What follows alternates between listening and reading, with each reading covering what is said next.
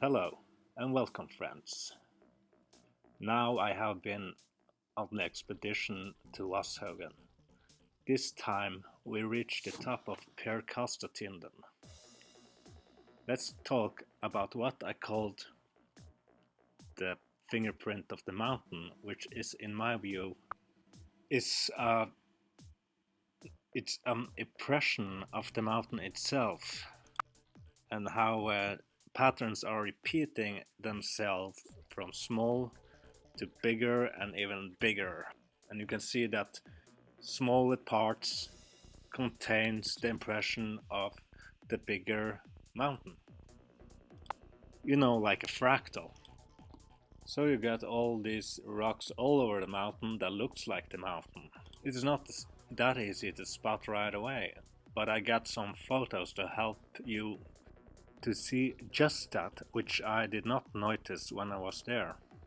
Let's look at this from this perspective. And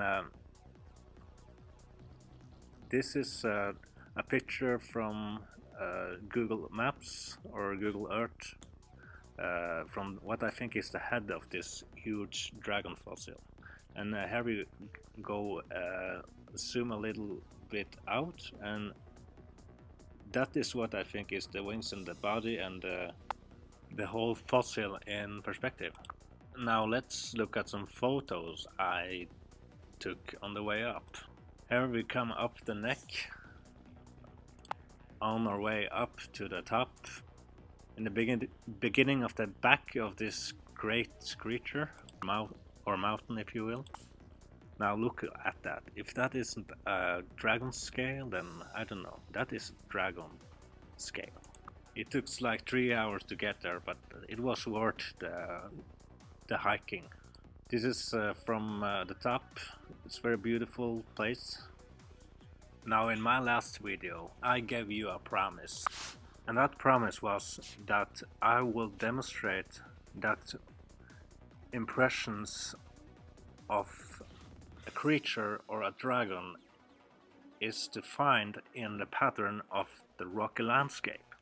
Now I'm gonna once again prove this and show you some awesome looking dragons, but I tell you what, these pictures of dragons I'm gonna show you are mirrored landscapes with some extra effects. This picture right here is taken from the top of the back looking down the neck towards the head. If you look closely you can see that is exactly what it looks like too.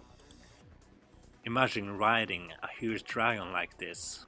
Yeah, you will probably die. But this thing is already dead, so it's not gonna kill us. And in this picture we are looking the other way, towards the tail. It's very beautiful. Feels like you're on the top of the world. This is the north wing, or the right wing if you will, because it's pointing north and it's the creature's right side. And here we go, here is the south wing, the left wing, or the south wing if you will. Now can we recreate an impression of this thing, what it would be like?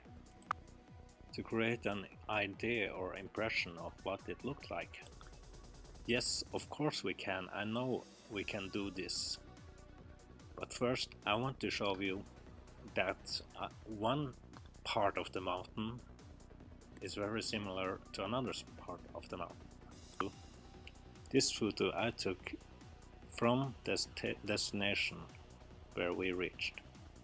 And if we flip it and then we take that mirror tool once again, and then you see it is very similar to what I called the head of the mountain. Just look at that. The similarities are undeniable. Or will you deny me? Will you deny what you're looking at is not similar? Now I know by academic standards they will not like this. Academic people, they will not like me saying this, but I tell you, let's examine thing just by looking at it. Why not? What does it matter? You can measure thing with your freaking eyes, you know.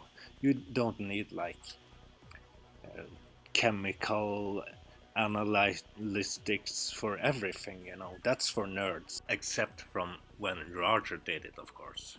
What do you expect of me? DNA test? No, I'm not gonna do that. But I'm gonna show you how to make cool art from rocky landscapes. So, do you see that? These patterns are not random.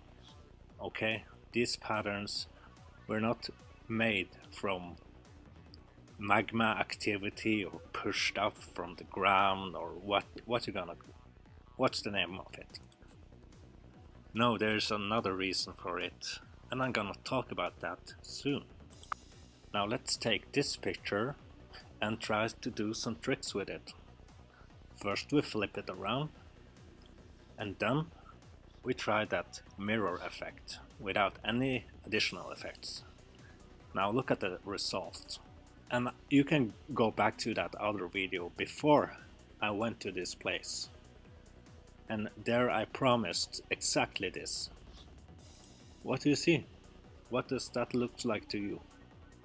Is that a dragon maybe? Or is it just randomly like this? Just because academia has told us a story about the rocky landscape doesn't mean they are right. It's their theory, but we got another theory. Thanks to Roger Spur and Velkovsky. And of course history, or some history which they call myths, such as Jormungandr, dragons, and stuff like that. Yeah, I know it's bold of me to say that, but I'm pretty convinced. I don't need any more analytic or speculation. I come up to the same conclusion from the beginning of when I realized that thing Roger showed us in Africa. That's the first video that really opened my eyes. And I got this all around me, where I live.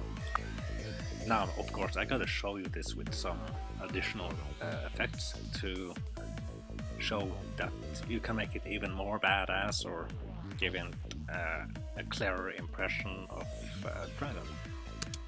Or cooler, more badass impression of a dragon. You know, see there? Boom! Awesome. Might say, hold on, BK. That's not a big dragon. That's not very much big dragon. That's a small dragon. Okay, I mean, it's really fucking huge, but it's not as big as that dragon in Africa, you know. So let's zoom out a bit so that we can cover an area about 600 kilometers. And what do you see? Do you see that? If not, let me show you. Remember that rock I showed you? Maybe not, but I found this rock and I collected it. I brought it home, and because, you know, I really think this looked like a fossilized head, or a fossilized dragon head. And after keeping it for some months, I started to examine the landscape on Google Maps to try to figure out what it is made of. And looking at it, I suddenly realized that it's kind of reminded me of this rock. So I took a photograph of it from this perspective and overlapped it over the landscape in a editor tool. Then boom, look at that. Look closely at this. How it matches the landscape to the very smallest detail. Isn't it interesting? You gotta think about that. Check it out. This is going on. This is a thing. How about that? Small rock matches great distance of landscape. Pretty crazy, huh? You know, that can't be random. these rocks too. These rocks matches another area of the landscape. So I have these two different rocks that is resembling this huge landscape. So of course I gotta try to overlap these rocks over the landscape together, and just put some more there just to kind of highlight the landscape that matches this together. Also I took some extra stones or rocks to match the rest of the landscape that looks like a tail, and boom, look at that. Does that not look like a body of a dragon laying sideways? I think it kind of does. Oh, I guess it's just some chemical processor or magma activity that are playing tricks on my mind, but I don't know about that.